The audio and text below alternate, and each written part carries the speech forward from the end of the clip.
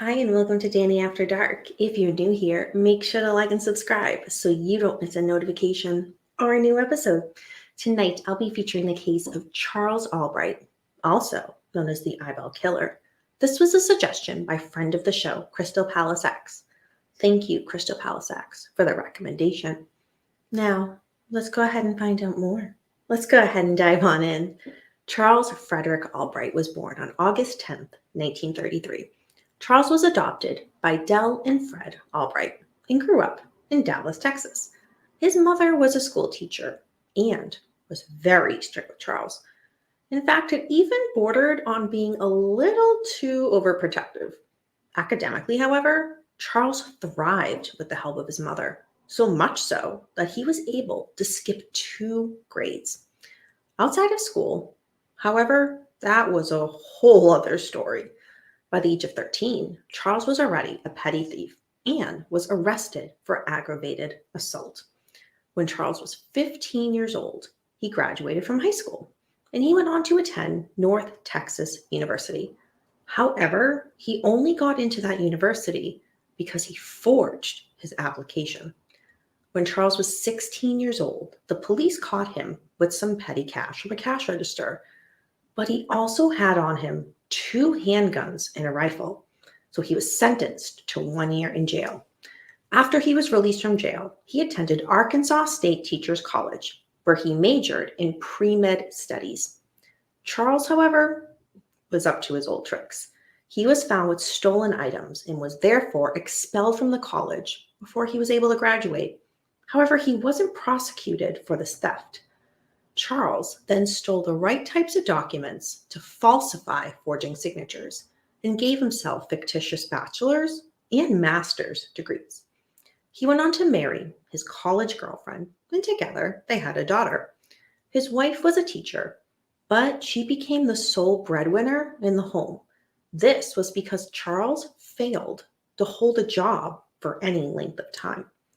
He continued to forge checks and claim false credentials. This got him the opportunity of teaching at a high school. However, he was quickly caught. For this act of fraud, he only received probation. In 1965, Charles and his wife separated, and their divorce was finalized in 1974. Now entering a new phase of his life as a divorced single man, Charles decided to just keep up doing his old tricks. He was caught stealing hundreds of dollars worth of merchandise from a hardware store. For that theft, he received a 2-year prison sentence. However, he served less than 6 months before he was released from prison. In 1981, Charles's mother died. Also this year, while Charles was visiting some friends, he sexually molested their 9-year-old daughter. They reported him to the police, and he was arrested. He pled guilty. However, he only received probation. 1985, Charles met a woman named Dixie in Arkansas. He asked her to move in with him, so she did. It wasn't long before she was financially supporting him. Charles eventually got a job doing a paper route in the early morning, but he didn't take this job for the financial gain. He did it so he could visit prostitutes without his wife finding out. December 13th, 1990, Mary Lou Pratt was 35 years old and a well-known prostitute in the Oak Cliff neighborhood of Dallas. Her body was found lying face up. She was wearing only a t-shirt.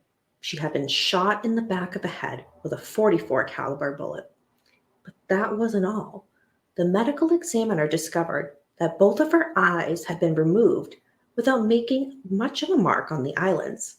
They were missing, so the police determined the killer must have taken the eyeballs with him. February 10th, 1991, Susan Peterson, a prostitute, was found in South Dallas, nearly nude, with her t-shirt pulled up to display her breasts. She had been shot 3 times in the top of the head, in the left breast, and point blank in the back of the head. One of the bullets had pierced her heart and another entered her brain. A clump of her hair lay on her chest. The medical examiner found that Susan's eyes had been surgically removed. March 18th, 1991, Shirley Williams, a part-time prostitute, was found naked, lying on her side near a school. She had facial bruises and a broken nose, and she had been shot through the top of her head and in the face. The medical examiner found that Shirley's eyes had been surgically removed. March 22nd, 1991, witnesses came forward to police and suggested that they speak to Charles Albright. Charles was known to have an abnormal obsession with eyes. He had removed the eyes from dolls and from photographs.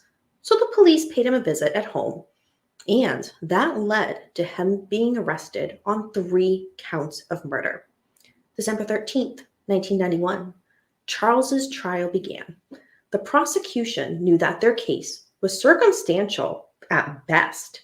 The only solid evidence they had was hairs that were found at Shirley Williams' murder scene, and those hairs matched Charles. December 18th, 1991, the jury deliberated and found Charles guilty, but only for the murder of Shirley Williams. He was sentenced to 5 years to life in prison. He was incarcerated in Lubbock, Texas. But the story does not end there. August 22nd, 2020, Charles Albright would pass away while in jail. That is the story of Charles Albright. Thank you for sticking around for another episode of Danny After Dark. And thank you, Crystal Palace X, for the case suggestion. Do you have any questions or comments on this case?